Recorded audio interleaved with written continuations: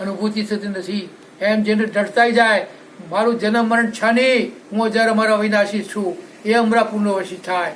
એ વાસનાઓ જેને છૂટી જાય એ અમરાપુરની માલ આ જનકવીએ મારા ખેતરમાં દવા લાઈને છોડી દે, બધા બીજોડા નાસી જાય અને જે વાયુ એ જ ઊંઘ.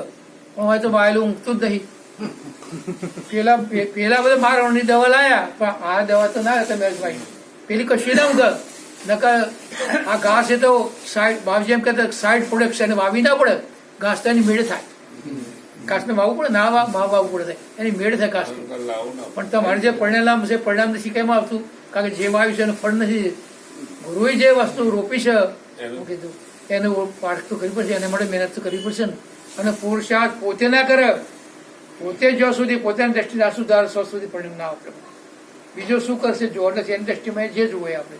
મારી દ્રષ્ટિમાં તો મેં હરી જોયા, આપણી દ્રષ્ટિ સુધરી એટલે સૃષ્ટિ સુધરી જાય બસ. એટલે હવે તો કઈ કહેવાનું છે હું તો આવવાની ના પડતો, બહુ ચોય દોડ કરવું નથી. કોકનું જમીન પાછળનું ઋણ ચડી જાય આપણા પણ કેપેલું કરશું, પણ પરમાર્થે કરેલો કાર્યો નિસ્વાર્થ છે. અમે કઈ પરમાત્માનું કહીએ છીએ, પરમાત્મા વાપરશે એ અર્થે આવીએ છીએ. પરમાત્માએ આપ્યું હોય આ સંતોને જમણવાથી અનેક ગણું થશે પ્રભુ. સંતના આશીષ છે વાસી, સંતનો પગલે વાસી. કારણ કે સંત આવન સાચી વાત કરે તો કઈ પ્રકાશ થયું છે. અનેક જન્મનો અંધારું છે.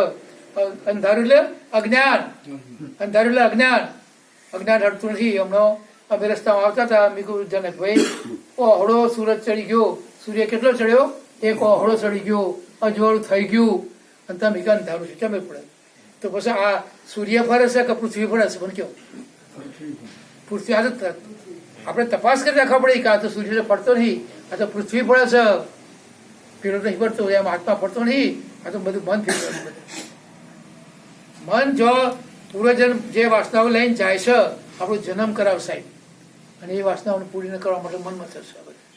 જેની વાસનાઓનું લય થઈ જાય, સંતોષ તેને આવી જાય, એને તો હર ઘડ આનંદની ઘડી છે.